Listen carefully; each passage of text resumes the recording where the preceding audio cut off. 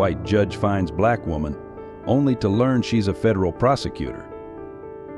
The framed $500 fine receipt hung prominently on Sarah Collins's office wall, beneath it a simple quote that had guided her life: "Justice is not just about the law, it's about how we see each other's humanity." That morning, as the federal prosecutor straightened her navy blazer and pinned back her natural hair, she couldn't have known that a simple parking ticket dispute would spark a revolution in Atlanta's justice system. In Judge William Barrett's courtroom, prejudice was about to meet its match in the most unexpected way through the quiet dignity of a woman who had spent her life fighting shadows of her father's wrongful conviction. Before we dive into this powerful story of justice and transformation, take a moment to let us know where you're watching from and hit that like button for more inspiring real-life courtroom stories like this. 20 years ago, in a small Atlanta courthouse not unlike the one where she now served as a federal prosecutor, 12-year-old Sarah Collins watched her father being wrongfully sentenced to life imprisonment. Thomas Collins, a respected high school teacher, had been falsely accused of armed robbery based on a wrongful identification and a justice system eager to close cases involving black suspects. That day changed Sarah's life forever, setting her on a path that would eventually lead her to the very halls of power she once feared. Growing up in South Atlanta, Sarah balanced her studies with visiting her father in prison and caring for her younger sister Emily, who suffered from a rare autoimmune condition. Their mother had passed away shortly after Emily's diagnosis, leaving Sarah to shoulder responsibilities far beyond her years. Despite these challenges, she excelled academically, earning a full scholarship to Howard University Law School, where she graduated at the top of her class. The irony wasn't lost on Sarah that she now worked within the same system that had torn her family apart. At 35, she had built a reputation as one of the most formidable federal prosecutors in Georgia, known for her meticulous preparation and unwavering pursuit of justice. Her current case, investigating a human trafficking ring with ties to several prominent judges, had consumed her nights and weekends for months. Emily's condition had worsened recently, requiring expensive treatments that stretched Sarah's resources thin. Yet she refused to compromise her principles for a higher-paying private sector job. The system needs people who understand its flaws. She often told Emily during their weekly hospital visits. Her sister's unwavering faith in her had become a source of strength through the lonely nights poring over case files. Thomas Collins was finally exonerated 5 years ago thanks to DNA evidence and the tireless work of Innocence Project lawyers. By then, Sarah was already making waves as a junior prosecutor. The day her father walked free, she promised herself that no other family would endure what theirs had suffered. The system had taken 15 years of her father's life, but it had also given her a purpose. Her Mercedes, parked in the federal courthouse lot, represented more than just professional success. It was a symbol of how far she'd come from the little girl who took 3 buses to visit her father in prison. Yet Sarah never forgot the lessons of those visits, how a single decision by someone in power could alter countless lives, how justice often wore different faces depending on the color of one's skin. In her office, beside the degrees and commendations, sat a worn visiting pass from her father's prison, a daily reminder of why she chose this path. Her current investigation into judicial corruption had already revealed disturbing patterns of discriminatory sentencing, but proving systemic bias required more than just statistics. It required someone willing to stand up when the moment called for courage. What Sarah couldn't know as she prepared for what seemed like a routine morning in municipal court was that her personal history, professional position, and lifelong quest for justice were about to converge in a moment that would shake Atlanta's judicial system to its core. Her father's words from their last prison visit echoed in her mind sometimes: "Baby girl, justice needs a witness who's brave enough to speak its name." Judge William Barrett sat in his dimly lit chambers, his fingers tracing the silver frame holding a photograph of his daughter, Rachel. 10 years ago, she had been found murdered in her college apartment, a case that transformed a once fair-minded jurist into a man harboring deep-seated prejudices. The official reports named a young black man as the perpetrator, though the evidence had been circumstantial at best. Barrett had used his influence to ensure a conviction, his grief blinding him to the possibility of reasonable doubt. At 62, his once black hair had turned steel gray, and the wire-rimmed glasses he wore did little to hide the perpetual weariness in his eyes.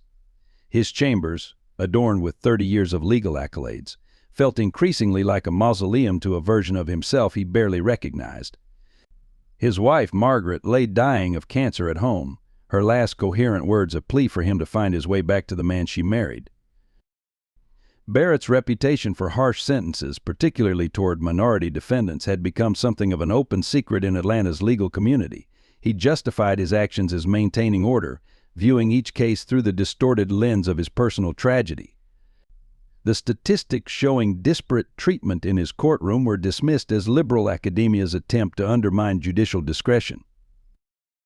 Every morning he arrived at the courthouse at precisely 7:30 a.m., parking his aging Volvo in the same spot he'd used for 3 decades. The routine provided comfort, a sense of control in a world that had spiraled away from him since Rachel's death. His clerk, Mrs. Thompson, had been with him for 12 years, though lately he'd noticed her discomfort when he handed down particularly severe sentences to minority defendants. The pharmaceutical bills for Margaret's treatment had depleted their savings, forcing him to continue working well past when he'd planned to retire. The irony of depending on the same healthcare system that was failing to save his wife wasn't lost on him. Each morning before leaving for court, he would sit beside Margaret's bed, watching her labored breathing and remembering the idealistic young judge he'd once been. His colleagues had noticed the change in him over the years, how the warmth had leaked from his voice, replaced by a cold efficiency that bordered on cruelty. Some whispered that grief had twisted his sense of justice, but none dared confront him directly.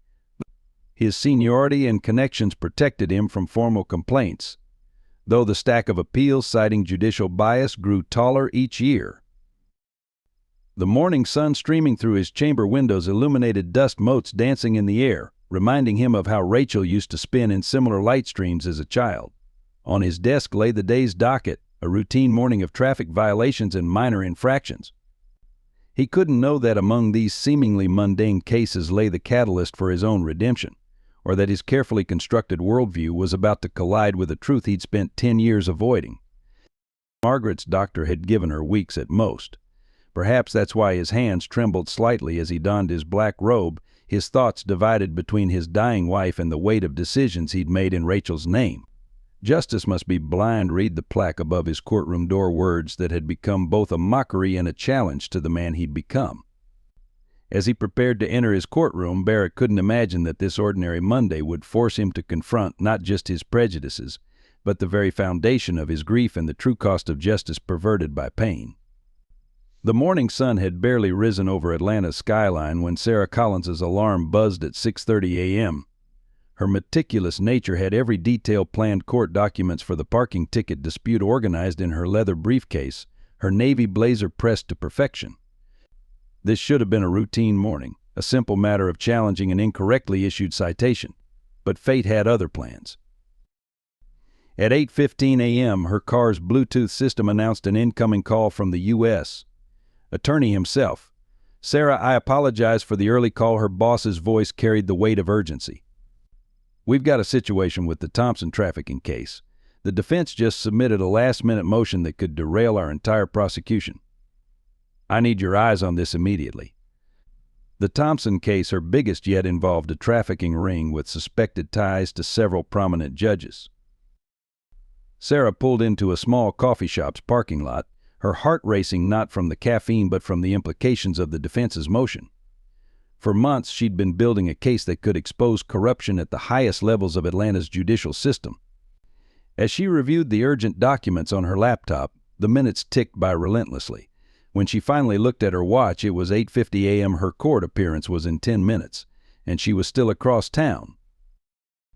The traffic seemed conspiratorial, each red light a reminder of the mounting tardiness.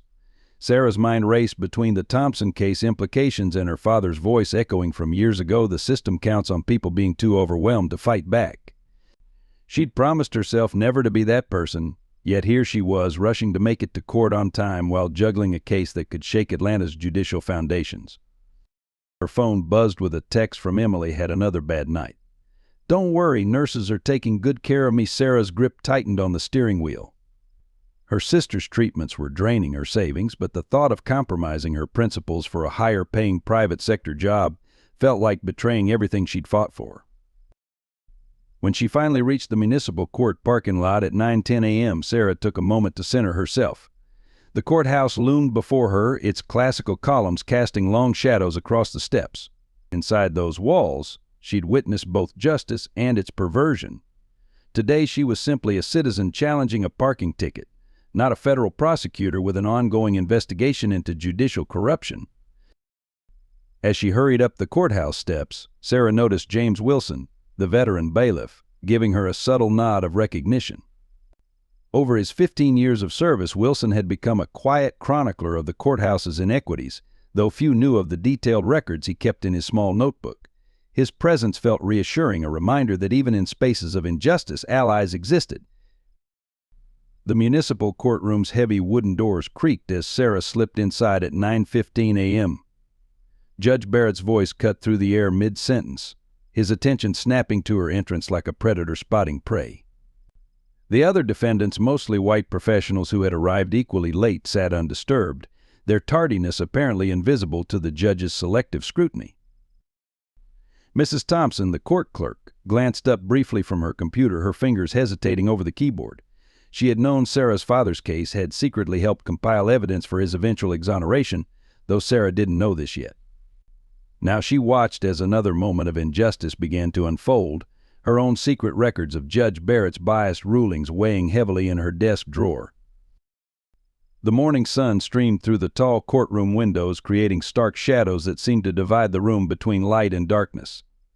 As Judge Barrett commanded Sarah to step forward, the air grew thick with tension. In that moment, multiple threads of fate: Sarah's investigation, Barrett's prejudices, Mrs. Thompson's secret documentation, and the deeper corruption lurking beneath Atlanta's judicial system were about to intertwine in ways that would change everything. None of them could have known that this simple morning court appearance would become the catalyst for exposing decades of systemic injustice.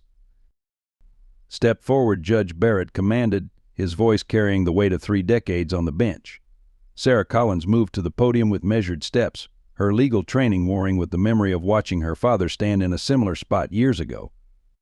The judge's eyes barely skimmed her professional attire, his prejudices already forming a narrative about the black woman who dared disrupt his courtroom. "Miss Collins," scheduled for 9 a.m., Barrett emphasized the time, his tone dripping with disapproval. "Do you think your time is more valuable than the court's?" The question hung in the air, loaded with assumptions. Sarah noticed a young white attorney who had entered just minutes before her, his tardiness apparently invisible to the judge's selective vision.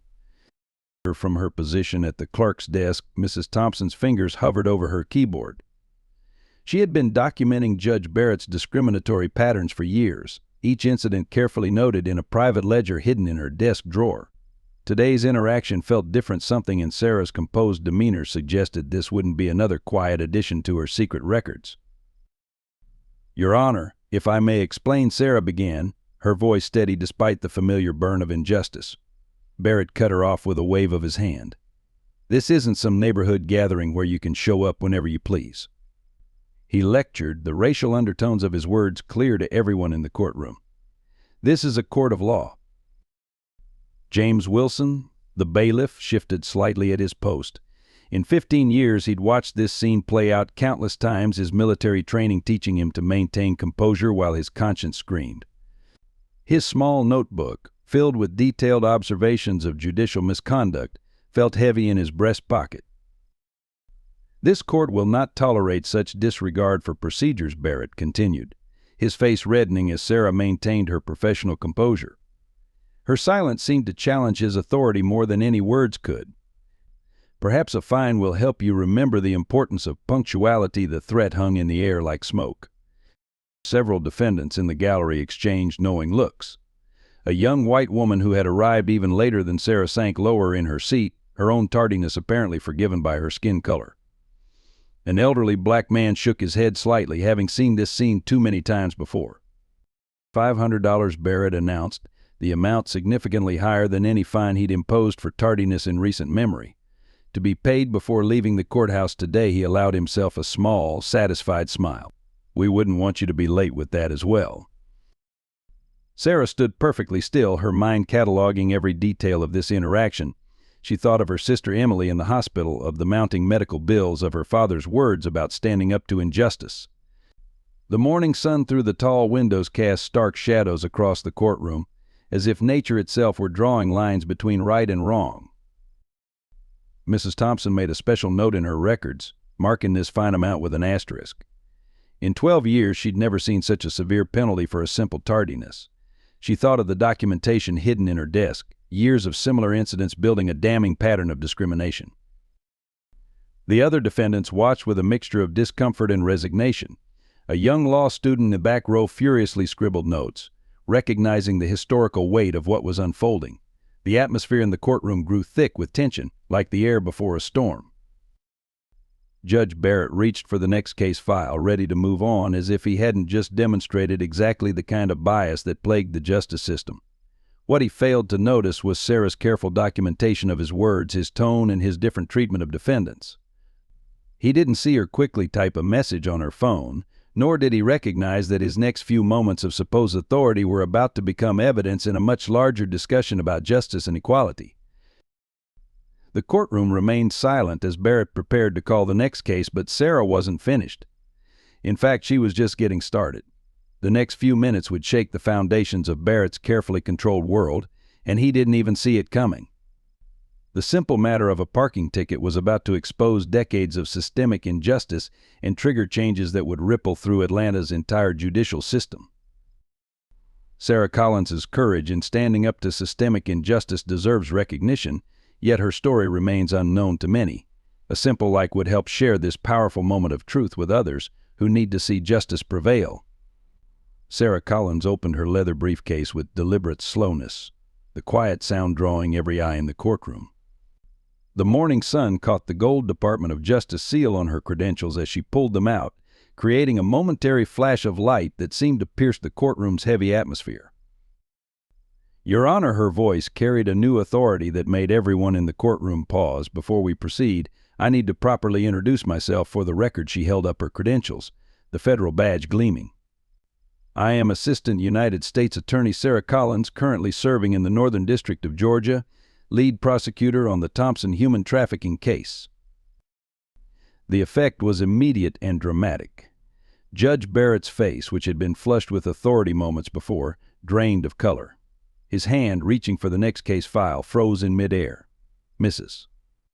Thompson's fingers stopped typing, hovering over her keyboard as a small, knowing smile played at the corners of her mouth.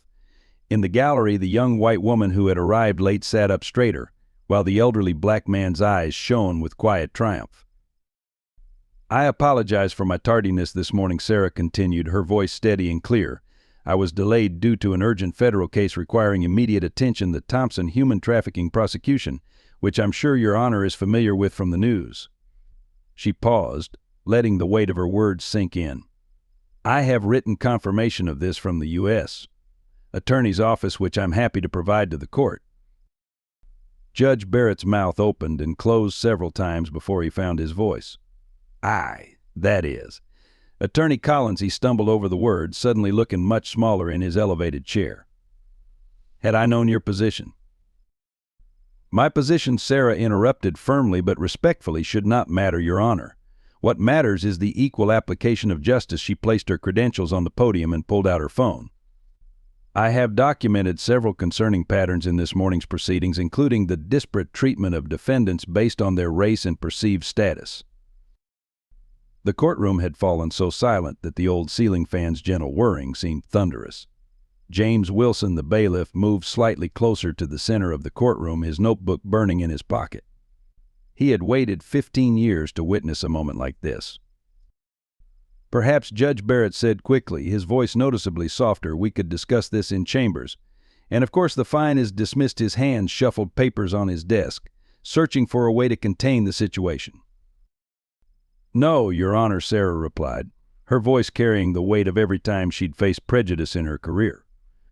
The fine should not be dismissed simply because of my position. That would only reinforce the systemic bias I'm addressing. Instead, I believe this presents an opportunity for a broader discussion about equal treatment under the law.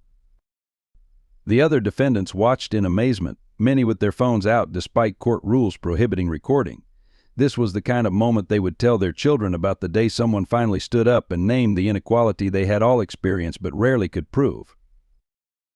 Mrs. Thompson was now typing faster than ever, determined to record every word of this historic exchange. She had seen Judge Barrett dress down countless defendants over the years, but she had never seen him face such a powerful and precise challenge to his authority. Her private records of his discriminatory patterns suddenly felt like ammunition in a larger battle. The morning sun now filled the courtroom completely, illuminating the scene like a spotlight on a stage. Sarah Collins stood tall at the podium, transforming from a defendant into a champion of justice before everyone's eyes. Judge Barrett sat in his chair, his authority crumbling around him as he faced not just a federal prosecutor, but the embodiment of the equality his court was supposed to represent. The next words spoken in this courtroom would set the stage for changes that would ripple through the entire judicial system. What had begun as a simple matter of a parking ticket had become something far more significant, a moment of reckoning that could no longer be ignored. But neither Sarah nor Barrett knew yet how deeply this confrontation would unravel the fabric of Atlanta's justice system, or the personal cost both would pay in pursuit of truth. By late afternoon, Sarah Collins's confrontation with Judge Barrett had ignited a firestorm within Atlanta's legal community. The story spread through courthouse corridors like wildfire, each retelling adding new layers to the morning's dramatic events. Sarah sat in her federal office reviewing documents for the Thompson trafficking case, when her phone began buzzing incessantly with messages from other black attorneys sharing similar experiences in Barrett's courtroom. "This isn't just about me," Sarah told Marcus Johnson, a fellow federal prosecutor who stopped by her office. "For every attorney who faces this treatment, imagine how many regular citizens suffer in silence." She showed him her phone, where messages continued pouring in. One text caught her eye from Mrs. Thompson: "The court clerk, I have records, years of them. We should talk." Meanwhile, in the courthouse break room, whispers of revolution circulated. James Wilson, the veteran bailiff, finally opened his notebook, sharing 15 years of meticulously documented incidents with a small group of trusted colleagues. "Every interruption, every harsh sentence, every dismissive comment, it's all here," he explained, his hands trembling slightly as he revealed his secret chronicle of injustice. Judge Barrett sat alone in his chambers, his world unraveling. A call from the Judicial Review Board had already come, their tone suggesting this wouldn't be easily dismissed. His phone showed 3 missed calls from local news stations and an email from the state's Chief Justice requesting an urgent meeting. As he reached for his coat to leave for the day, his clerk appeared in the doorway. "Your Honor," Mrs. Thompson began, her voice steady despite her racing heart, "there's something you need to know." She placed a thick folder on his desk, copies of her private records documenting years of discriminatory patterns in his courtroom. "I've kept track. Every case, every fine, every sentence." The weight of her betrayal hung heavy in the air, but the weight of her silence had become unbearable. Local news crews gathered outside the courthouse, their cameras capturing the growing crowd of protesters and supporters. Michael Chin from Channel 5 News stood before his camera. "Sources inside the courthouse confirm that a federal prosecutor exposed systemic racial bias this morning, but there might be more to this story than initially reported." Sarah's sister Emily watched the coverage from her hospital bed, pride mixing with worry on her pale face. "You finally did it, sis," she texted. Dad would be so proud. The message hit Sarah hard. Her father had spent 15 years behind bars because of similar prejudices in the system. As evening fell, data analysts from local civil rights organizations began compiling statistics from public records. The numbers were damning. Defendants of color in Barrett's courtroom received fines averaging 300% higher than white defendants for identical offenses. The Georgia ALU announced they would be launching a formal investigation. In his empty courtroom, Judge Barrett stood at his bench, looking out over the vacant seats. The weight of his daughter Rachel's photograph seemed heavier than ever in his pocket. For 10 years, he'd channeled his grief over her murder into a harsh brand of justice that now threatened to destroy everything he'd built. The irony wasn't lost on him. His pursuit of vengeance against one man had corrupted his treatment of countless others. Sarah worked late into the night, her desk illuminated by a single lamp. The Thompson trafficking case files lay open before her, but her mind raced with connections she hadn't seen before. Could there be links between the judicial corruption she was investigating and the systemic bias exposed today? Her father's words echoed in her memory: "The system protects itself, baby girl. You have to follow every thread." Mrs. Thompson drove home in tears, relieved to have finally unveiled her secret records but terrified of the consequences. Her phone buzzed with a text from James Wilson. "You did the right thing. Meet tomorrow? There's more you need to see." By midnight, justice in Atlanta was trending on social media, with thousands sharing their own experiences of discrimination in the courts. Law students from local universities announced plans for a protest, while the State Bar Association called an emergency meeting to discuss the implications. What none of them knew was that this was only the beginning. The morning's confrontation had cracked open a door that had been sealed for decades, and behind it lay a web of corruption, painful truths, and long-buried secrets that would shake Atlanta's judicial system to its core. Sarah Collins had struck a match, but the fire it would ignite would burn far hotter and spread much further than anyone could have predicted. In the quiet of his study, Judge Barrett finally opened the letter his wife had left for him before entering hospice care. Willett began, "There's something you need to know about Rachel's case. The truth that followed would change everything." As dawn broke over Atlanta 1 week later, Sarah Collins sat in her office surrounded by walls of evidence. Mrs. Thompson's records had opened a Pandora's box of judicial misconduct that stretched far beyond Judge Barrett's courtroom. The patterns were impossible to ignore: coordinated sentencing disparities across multiple courts, suspicious connections between judges and private prison contractors, and a disturbing number of wrongful convictions involving minority defendants. "Look at this," Sarah said to Marcus Johnson, pointing to a complex web of financial transactions displayed on her computer screen. "Every time Barrett handed down an unusually harsh sentence, there's a corresponding payment from private prison companies to a series of shell corporations." She pushed aside her coffee cup, untouched since morning. "And he's not the only one. At least 5 other judges show similar patterns." The Thompson trafficking case had led her down an unexpected path. What began as an investigation into human trafficking had revealed a darker truth: some judges were actively feeding the prison system with minority defendants, profiting from each conviction. The evidence was circumstantial but damning. A knock on her office door interrupted her thoughts. James Wilson entered, his usual uniform replaced by civilian clothes. "There's more," he said, placing his notebook on her desk. "I've been tracking unusual sentencing patterns for 15 years, but last night I found this." He pulled out a faded photograph showing a younger Judge Barrett at a private meeting with known members of a prisoner transport company, the same company implicated in her trafficking investigation. Sarah's phone buzzed another threatening text message: "The third this week. Drop the investigation or your sister's medical care might face unexpected complications." Her hands trembled slightly as she showed it to Marcus. Emily's treatments had already been mysteriously delayed twice, insurance claims suddenly requiring additional review. Down at the municipal court, Mrs. Thompson faced her own battles. Anonymous notes appeared on her desk. Loyalty matters more than truth. Her hands shook as she continued digitizing her records, knowing each entry could be crucial evidence. Her husband had urged her to quit, but she remembered Thomas Collins's wrongful conviction. She had been the clerk that day too, and her silence then still haunted her. The investigation caught the attention of powerful forces. Sarah received a call from a senior partner at Atlanta's most prestigious law firm, offering her triple her current salary to join their practice. "Your talents are wasted in government work," he said smoothly.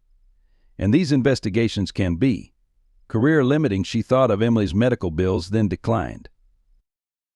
That evening, as Sarah worked late again, a janitor entered her office. "Ms. Collins," voice was low, careful. "I was there the night Rachel Barrett died. What they told the judge about her killer, it wasn't true." Before she could question him further, he disappeared into the building's shadows, leaving behind a crumpled piece of paper with an address. The next morning, Sarah met with her boss, U.S.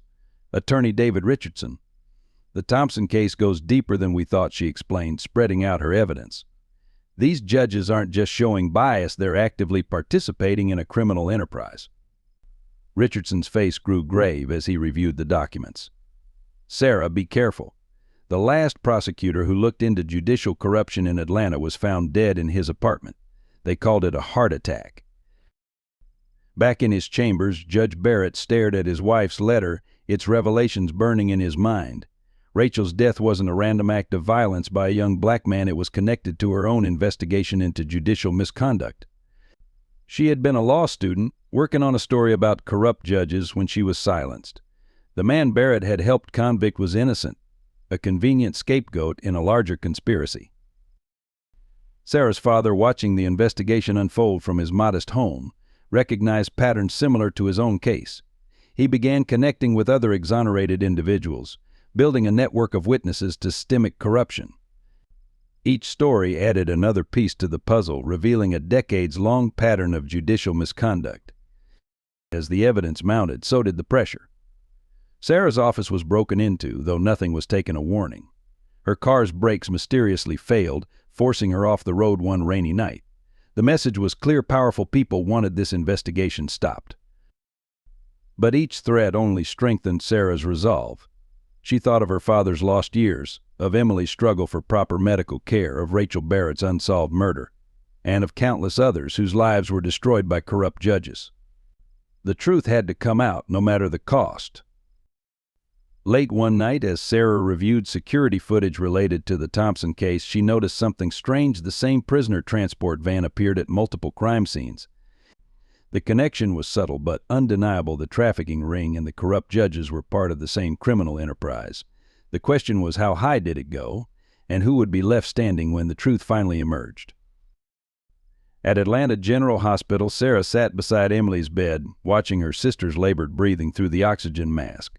The latest insurance review had delayed a crucial treatment, and Emily's condition was deteriorating.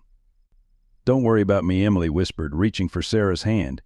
"You're doing what Mom and Dad taught us, fighting for what's right." Sarah squeezed her sister's hand, trying to hide the fear that gnawed at her heart. Across town, Judge Barrett kept his nightly vigil at his wife Margaret's bedside. The hospice nurse had said it would be days, maybe hours. Margaret drifted in and out of consciousness, but in her lucid moments she spoke of Rachel. "Will," she murmured. "Rachel was trying to tell us something. About the courts.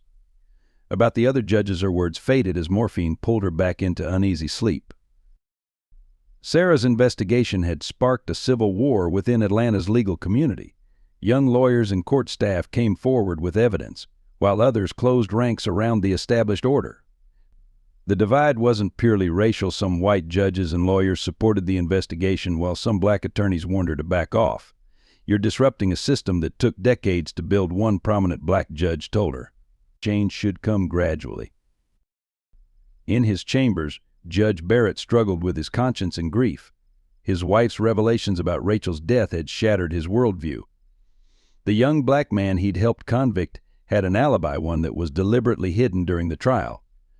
Barrett had been so eager to find someone to blame, he'd become a tool for the very corruption his daughter died trying to expose.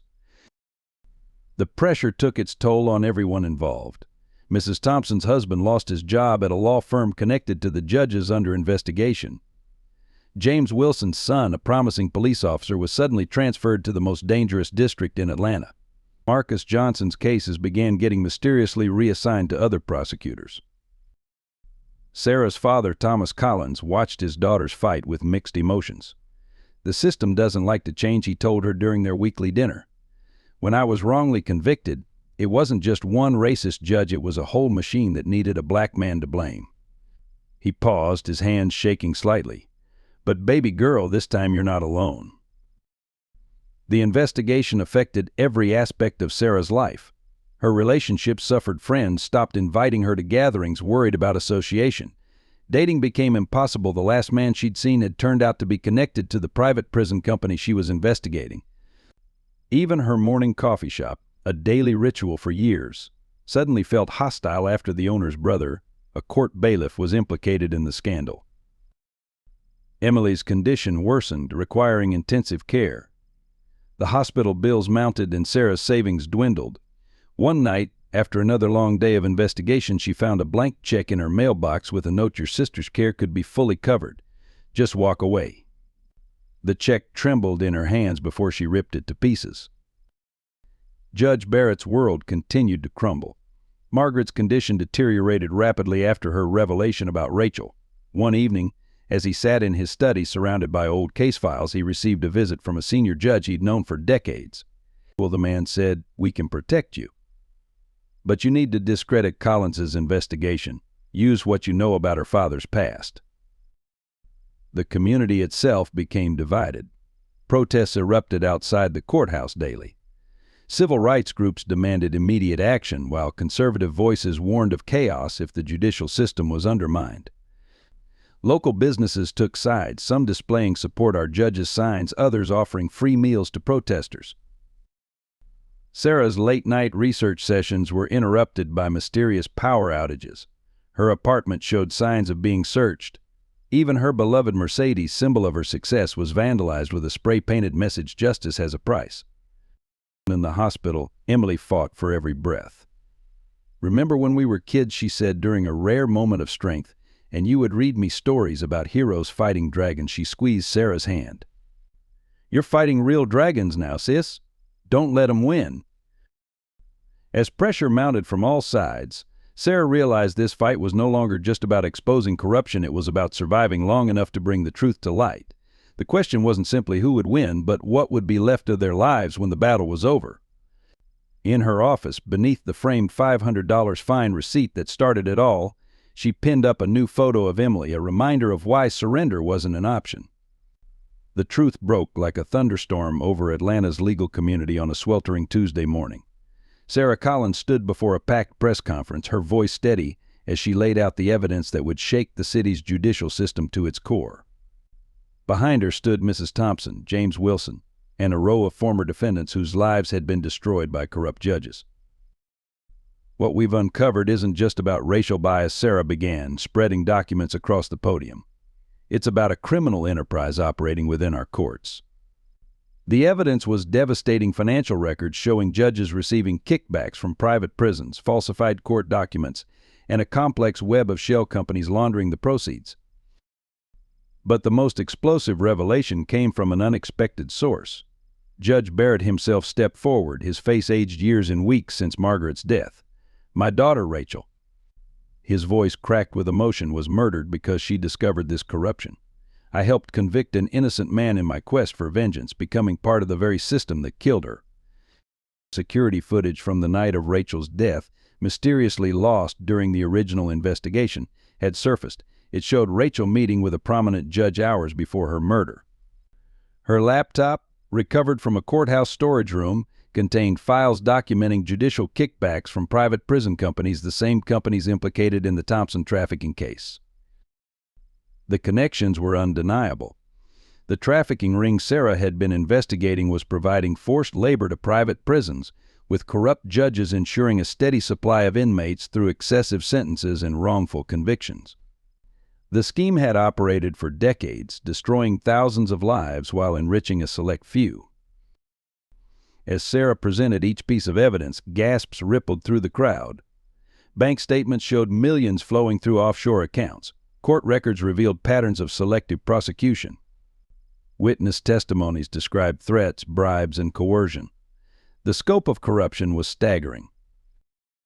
"The man convicted of Rachel Barrett's murder has spent 10 years in prison for a crime he didn't commit," Sarah announced, her voice carrying to the back of the room, while the real killer sat on the bench passing judgment on others. Judge Barrett, standing nearby, openly wept. The evidence implicated 12 judges, 28 court officials, and numerous private prison executives. But the most damning revelation was yet to come. Sarah played an audio recording Rachel Barrett's final message to her father, discovered in Mrs. Thompson's records. "Dad," Rachel's voice filled the room, "they're using the courts to feed their private prisons. Black defendants, poor whites, anyone who can't fight back. You have to stop them." The impact was immediate. Federal marshals moved through the courthouse serving warrants. Judges who had arrived that morning in black robes were led out in handcuffs. The Chief Justice of Georgia's Supreme Court announced an emergency session to address the crisis. Local news crews broadcast live as evidence rooms were sealed and computers confiscated. Outside, crowds gathered, some cheering, others demanding answers. Among them stood Thomas Collins, watching with tears in his eyes as the system that had stolen 15 years of his life was finally exposed. Sarah concluded the press conference with a personal statement. "This investigation began with a $500 fine rooted in racial bias. It ends with the exposure of a criminal enterprise that turned our courts into profit centers built on human suffering. The true cost wasn't measured in dollars, but in destroyed lives, broken families, and shattered faith in justice." As federal agents continued their sweep of the courthouse, Sarah received an urgent call from the hospital. Emily had taken a turn for the worse. In the chaos of exposure, she never saw the dark figure following her to the parking lot, nor did she notice the brake lines of her car had been cut once again. The truth was out, but the price of justice was about to become devastatingly personal. The courthouse, normally a symbol of order and stability, descended into chaos. Lawyers abandoned their cases mid-argument. Court clerks rushed to secure documents. And in his chambers, Judge Barrett stared at his daughter's photograph one last time before turning to face the federal agents at his door, ready to atone for his role in the corruption he had blindly served. As Sarah rushed through the hospital corridors toward Emily's room, her world collided in a moment of horrifying clarity. Standing outside her sister's door was Michael Chen, not as a reporter, but with a gun trained on James Wilson, who had been guarding Emily. "You should have stopped digging, you Miss Collins," Chen said softly. "Some stories aren't meant to be told." The pieces fell into place. Chen wasn't just a reporter, he was the connection between the trafficking ring and the corrupt judges, using his media position to control the narrative. Behind him, through the door's window, Sarah could see Emily struggling to breathe, her oxygen tube disconnected. "You killed Rachel Barrett," Sarah said, her voice steady despite her racing heart. "She trusted you with her evidence and you betrayed her." Chen's smile confirmed everything. "Rachel was naive, just like you. She thought exposing the truth would change things. Instead, she became another tragic crime story I covered on the evening news." Suddenly, Judge Barrett appeared at the end of the hallway, his face a mask of fury and grief. "You used my daughter's death," he said, moving forward despite Chen's weapon. "You used my grief to corrupt my court, to make me your willing puppet." Years of rage, misdirected at innocent defendants, now found their true target. The confrontation drew hospital security, but Chen had accomplices, corrupt officers on his payroll. The hospital wing became a battleground of loyalty and betrayal. Mrs. Thompson, who had followed Sarah, began secretly live-streaming the scene, ensuring the truth couldn't be buried again. "How many?" Sarah demanded, buying time as she saw Marcus Johnson quietly positioning hospital security at other exits. "How many innocent people did you send to prison to feed your trafficking operation?" Chen laughed coldly. "You think this ends with me? The system is the corruption. I'm just a successful parasite." Emily, despite her weakness, had managed to press the emergency call button. As medical staff responded to the crisis, Chen's attention wavered. In that split second, James Wilson, drawing on his military training, made his move.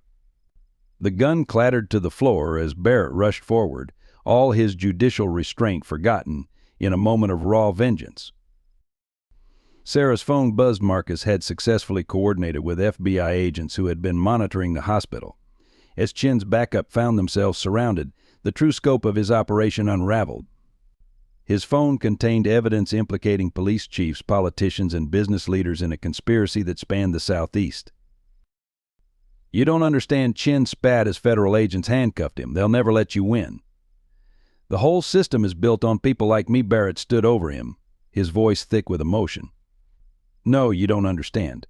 The system was built on justice. People like you are just a cancer we're finally cutting out." Emily was quickly stabilized, but the attempt on her life had left her weaker than ever. As medical staff worked to restore her oxygen, she grabbed Sarah's hand. "Did we get 'em, sis?" she whispered. "Did we slay the dragons?" Sarah squeezed back, tears mixing with triumph. "Yes, Em. The dragons are falling." Outside the hospital, news crews gathered as word of the confrontation spread. Thomas Collins arrived, rushing through the crowd to embrace his daughters. The family he'd lost to corruption was finally reunited in its defeat.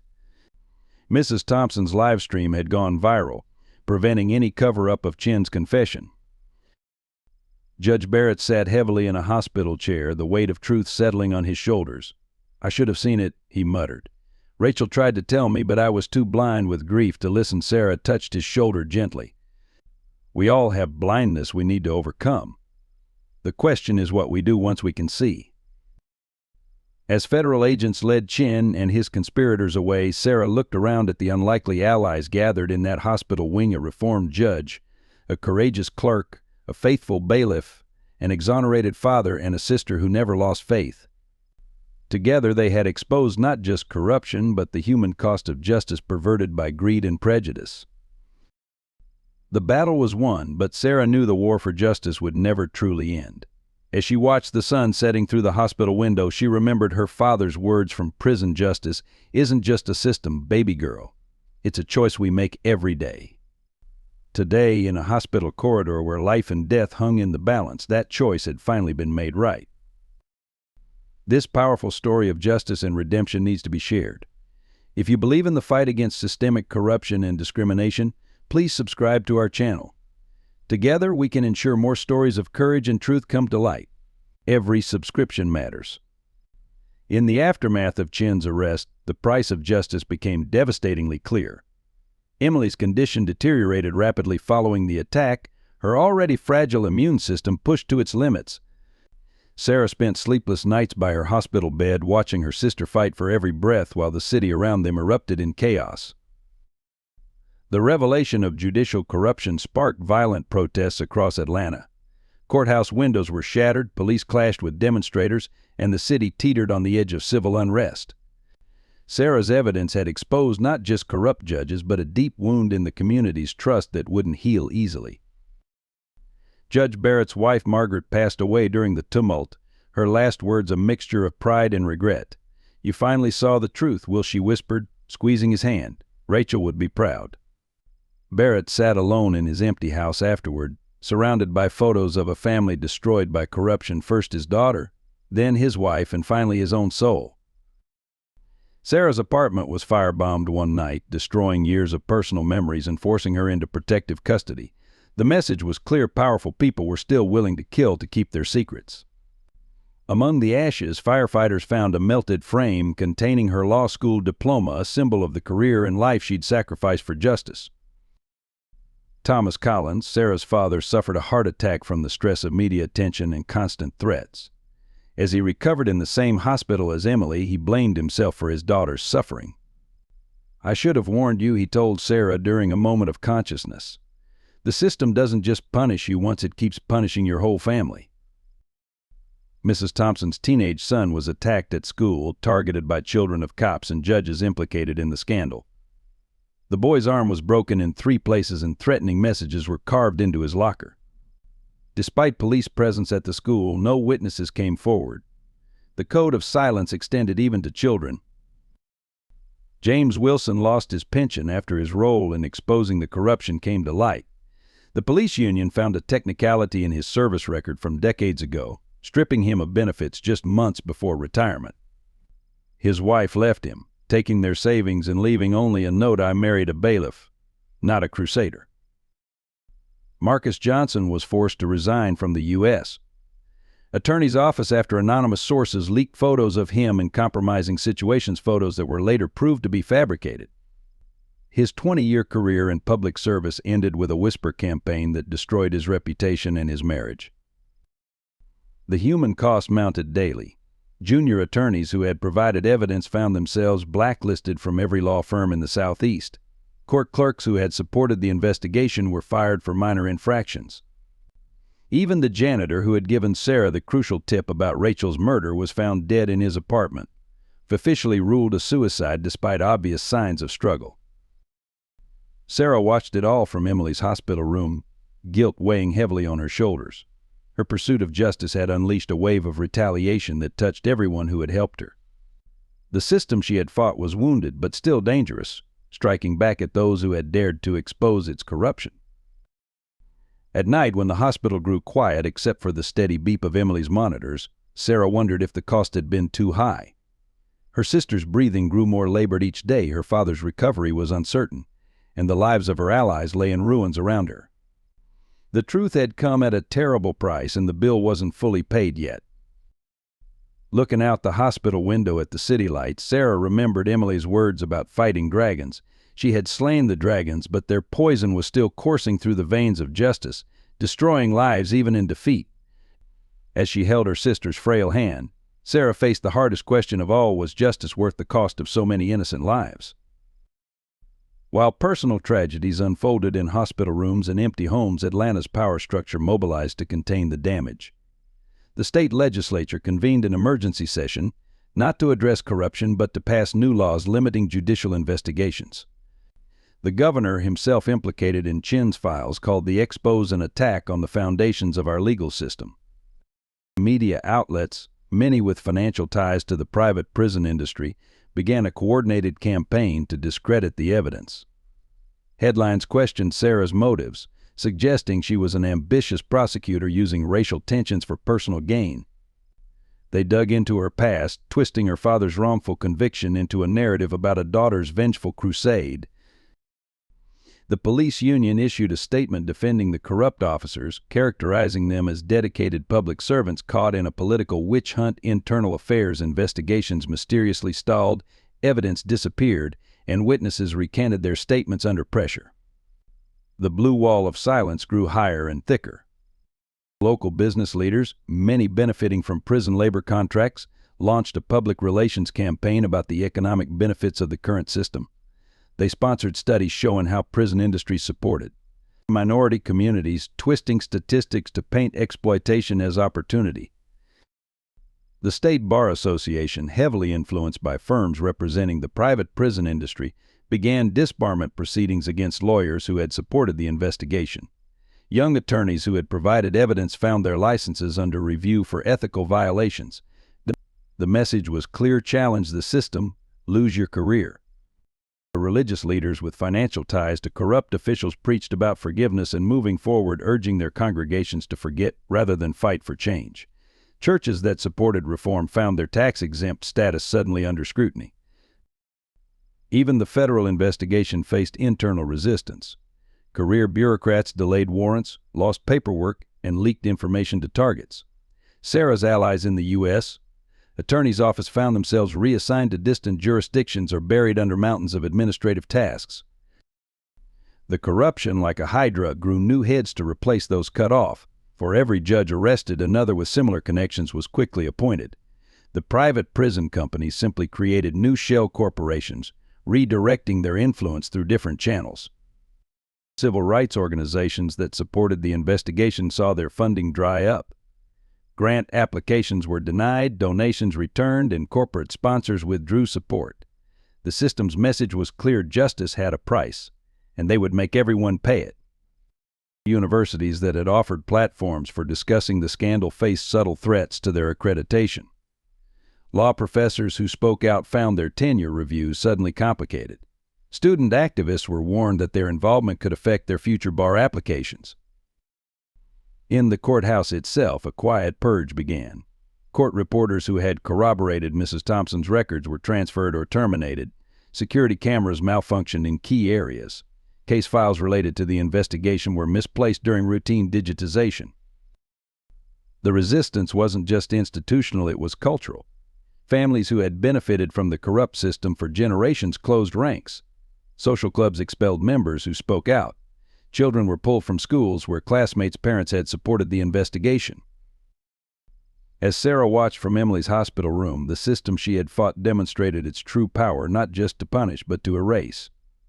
The truth she had exposed was being buried under layers of bureaucracy, media manipulation, and social pressure. The dragons weren't just fighting back, they were rewriting the story to make themselves the heroes. The city seemed to be sliding backward, away from justice and toward a more insidious form of corruption, one that wrapped itself in laws and procedures, making resistance itself seem illegal. The question was no longer whether the truth would set them free, but whether the truth alone was enough to break chains forged from gold and power. Hope arrived in an unexpected form one rainy Tuesday morning. Mrs. Thompson knocked urgently on Sarah's office door, clutching a weathered leather journal. "I haven't been entirely honest," she began, her voice trembling. "I was the clerk the day your father was convicted, but I was also the one who helped gather evidence for his exoneration." The journal contained 15 years of detailed records, not just of Barrett's court, but of an entire network of judicial corruption. Mrs. Thompson had been gathering evidence since the day Thomas Collins was wrongfully convicted, driven by guilt over her silence during his trial. "I couldn't save your father then," she said, tears falling, "but I've been working ever since to make it right." More shocking was the connection to Rachel Barrett's murder. The journal's final entries detailed Rachel's secret meetings with Mrs. Thompson in the weeks before her death. The young law student had discovered the same corruption network, and Mrs. Thompson had been her confidential source. "Rachel came to me first," Mrs. Thompson explained, spreading old photographs across Sarah's desk. She recognized the pattern in her father's sentencing records. "We were gathering evidence together when—" her voice broke. "When they found out." The photographs showed Rachel meeting with various judges, including Michael Chin in his previous role as a court liaison before becoming a reporter. One image, taken the night of her murder, showed Rachel hiding something in the courthouse basement, a location that had never been searched during the original investigation. James Wilson joined them, adding his own piece to the puzzle. "I was on duty the night Rachel died," he revealed. "I saw Chin leaving her office, but when I tried to report it, my supervisor buried the statement. That's when I started keeping my own records." Together, they descended into the courthouse basement, flashlights illuminating decades of forgotten files. Behind a loose brick, exactly where Rachel's photo indicated, they found a USB drive and a handwritten letter addressed to her father. The letter began, "Dad, if you're reading this, I'm probably dead. What I've discovered goes deeper than you could imagine." The USB drive contained a digital trail connecting judges, police officials, and private prison executives to an international trafficking operation.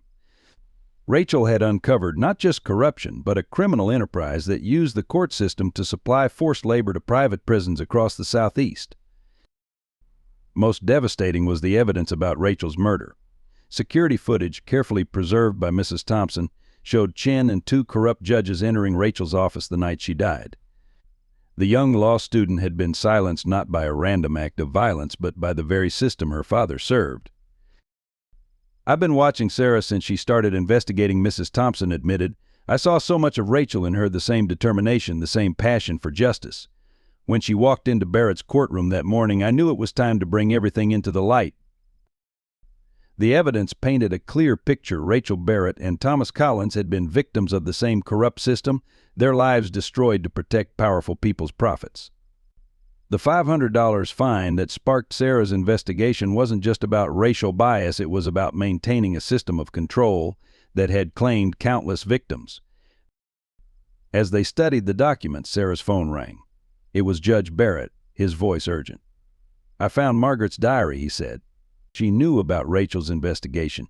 She tried to tell me, but I was too blind with grief to listen. There's something else she wrote about your father's case. I think I know who really committed the robbery he was accused of." The truth was emerging like a sunrise after a long night, illuminating connections that had been hidden in darkness. Mrs. Thompson, the quiet clerk who had witnessed it all, had been the keeper of truth, waiting for the right moment and the right person to help bring it all to light. In Emily's hospital room later that day, Sarah shared the discoveries with her sister. Emily, though weak, smiled. "See," she whispered, "sometimes the dragons guard more than just gold. They guard the truth itself."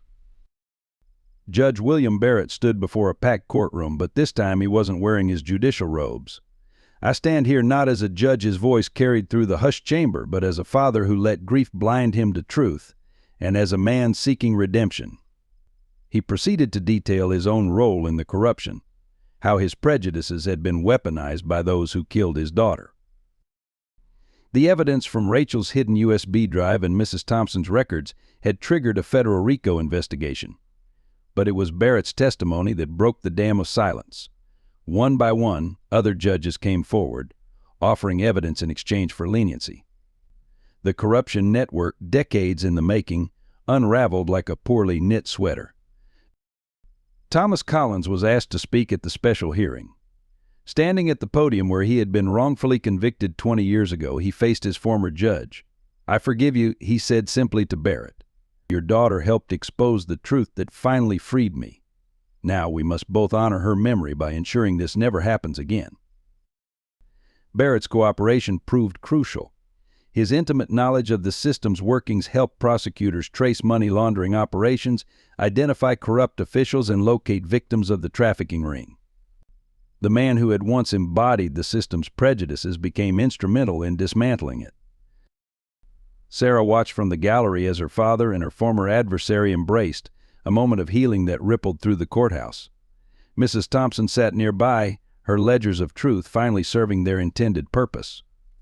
James Wilson stood at his usual post, but now wearing a Medal of Valor for his role in protecting evidence. The revelation sparked a wave of case reviews. Hundreds of convictions were overturned, families reunited, lives restored. The private prison company stocks plummeted as their contracts were canceled and their practices exposed. Chin's media network collapsed as its role in covering up corruption came to light. In an unprecedented move, Barrett volunteered to lead a commission on judicial reform, working alongside civil rights organizations he had once disparaged. Rachel showed me the way he explained to Sarah during a quiet moment. She died trying to expose this corruption. I live serving it. Now I must live to end it. Emily's medical care improved dramatically once the corrupt insurance officials were removed. The hospitals that had delayed her treatment faced investigation, leading to broader reforms in healthcare access. Her recovery became a symbol of the system's healing. Mrs. Thompson was appointed to head a new oversight committee, her years of secret record-keeping becoming a template for judicial transparency. Her son returned to school a hero rather than a victim, proud of his mother's role in exposing the truth. The courthouse itself underwent transformation. The basement where Rachel had hidden her evidence became a resource center for wrongfully convicted individuals. The courtroom where Sarah had faced Barrett's prejudice was renamed the Rachel Barrett Memorial Hall of Justice, dedicated to cases involving judicial reform. Thomas Collins established a foundation to support families of wrongfully convicted individuals, with Barrett as its first major donor. Together they traveled to schools and universities, sharing their story of prejudice, persecution, and eventual redemption. Sarah watched these changes from her restored office, the framed $500 fine receipt now joined by Rachel's last letter and a photo of her father embracing Barrett. The dragons weren't just slain, they were transformed, their power redirected toward healing the wounds they had caused.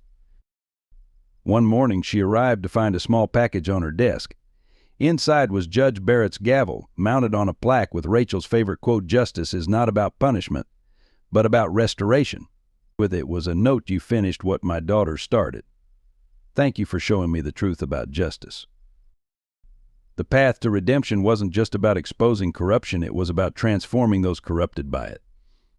As Sarah visited Emily in the hospital that evening, sharing news of another overturned conviction, she realized that true justice wasn't found in punishment, but in the healing that comes after truth is finally spoken aloud. 1 year after the $500 fine that changed Atlanta's judicial landscape, the city's legal system had undergone a remarkable transformation. The old courthouse, once a symbol of systemic bias, now housed the Center for Judicial Equity and Reform. Its marble halls, where Sarah Collins had once faced prejudice, buzzed with a new energy of justice and reconciliation. Emily had recovered enough to attend the center's opening ceremony, sitting in her wheelchair beside Sarah as Judge Barrett cut the ribbon. "This building once housed our shame," Barrett declared, his voice carrying across the gathered crowd.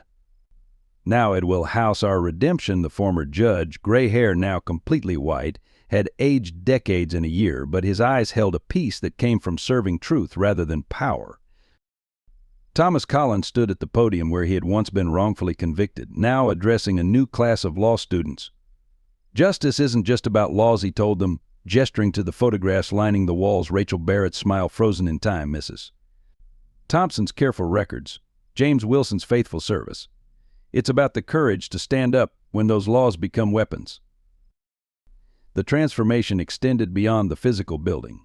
New transparency protocols, dubbed the Rachel Barrett rules, required all judicial decisions to be reviewed for bias. Mrs. Thompson's meticulous record-keeping became a model for court clerks nationwide. Body cameras were mandatory in all courtrooms, their footage accessible to public oversight committees. Barrett had surprised everyone by adopting Marcus Johnson's 2 children after their father was killed in a suspicious car accident during the investigation.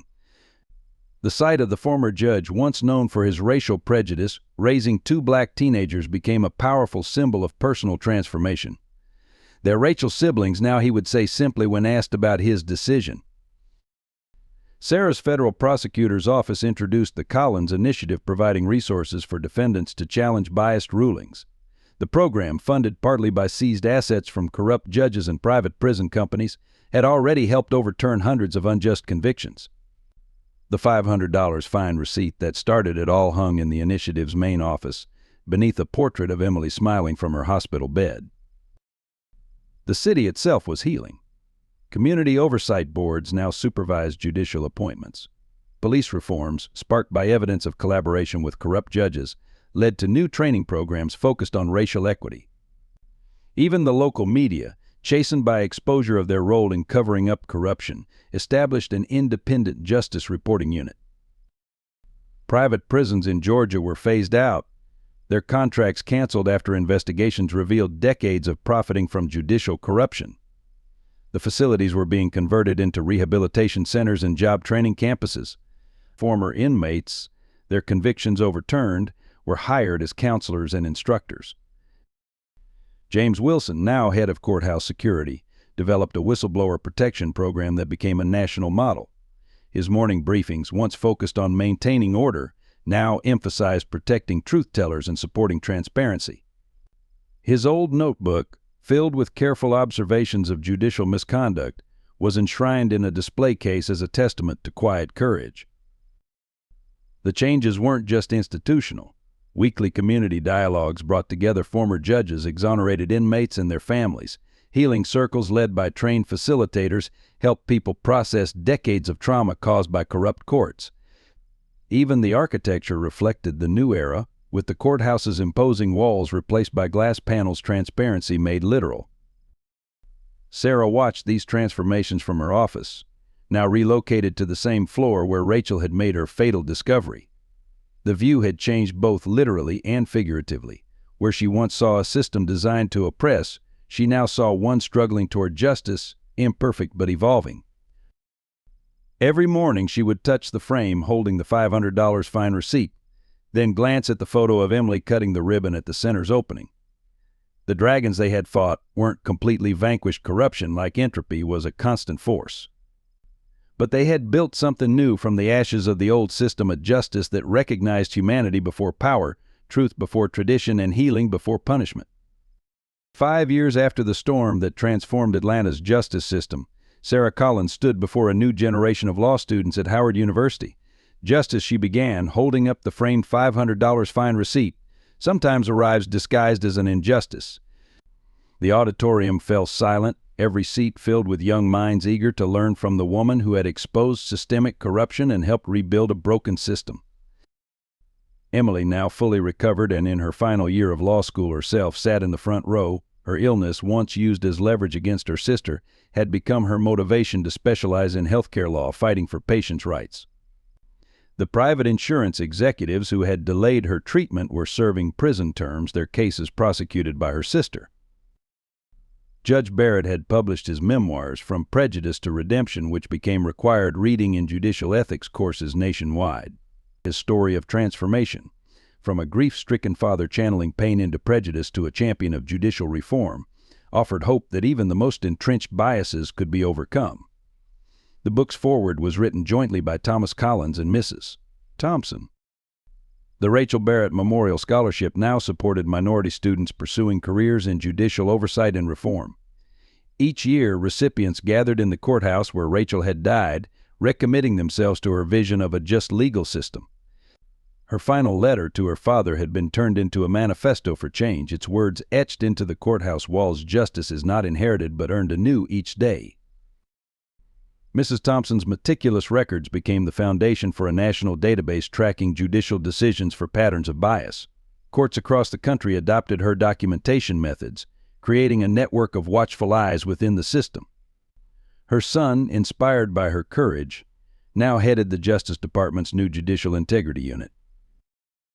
James Wilson's quiet heroism inspired a new generation of court officers.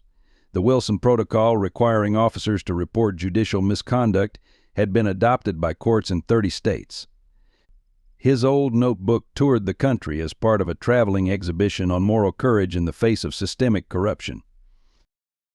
Thomas Collins and Barrett together founded the Redemption Project, an organization helping former judges acknowledge and address their biases. Their unlikely friendship became a powerful testament to the possibility of healing even the deepest wounds inflicted by injustice. They often spoke together at conferences, their story reducing hardened lawyers to tears. The transformed Atlanta courthouse became a pilgrimage site for justice reformers worldwide. Its glass walls and open courts symbolized a new era of transparency. Weekly community forums in the Rachel Barrett Memorial Hall continued to bring together former adversaries in the pursuit of understanding and reconciliation. Sarah's original case files detailing the investigation that exposed judicial corruption were preserved in the Library of Congress. But more importantly, they were studied in law schools as a blueprint for systemic change. The lesson wasn't just about exposing corruption, but about the power of individual courage to transform institutions. Emily's hospital room, where the final confrontation with Chin had occurred, was converted into a meditation space for families dealing with medical crises. A plaque outside quoted her words to Sarah, "Sometimes fighting dragons means believing in justice even when justice seems impossible." As Sarah concluded her lecture, she shared the truth she had learned through years of fighting and rebuilding. Justice isn't a destination but a journey. Each generation must decide whether to accept the system they inherit or fight to create the system they deserve. Looking out over the eager faces of future lawyers, Sarah saw reflections of Rachel Barrett's determination, Mrs. Thompson's quiet integrity, James Wilson's steadfast courage, and her own sister's unbreakable spirit. The dragons weren't all slain, new ones would always arise. But now there was a path forward marked by those who had dared to stand up when standing up seemed impossible. The $500 fine receipt, now museum quality preserved, had become more than a symbol of injustice overcome. It was a reminder that the smallest spark of resistance could illuminate the darkest corners of corruption, and that true justice required not just law books and gavels, but human hearts committed to seeing the humanity in every person who stood before the bench. This powerful story of justice, transformation, and redemption resonates with all who believe in fighting systemic corruption.